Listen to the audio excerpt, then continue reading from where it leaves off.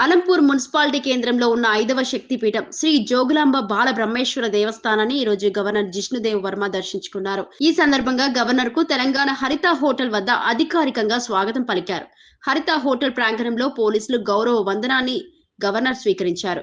Governor పర్యటన సందర్భంగా Alampur MLA విజయుడు, Nagar Kurnool parliament సభ్యులు డాక్టర్ మల్లు రవి, జోగులాంబ గద్వాల జిల్లా కలెక్టర్ బిఎం సంతోష్, జిల్లా ఎస్పీ శ్రీనివాసరావు గవర్నర్ కు స్వాగతం పలికారు. అనంతరం గవర్నర్ వెంట ఆలయానికి చేరుకున్న అధికారులను ఆలయ అధికారులు, పండితులు పూర్ణ కుంభంతో ఘనంగా ఆహ్వానించారు.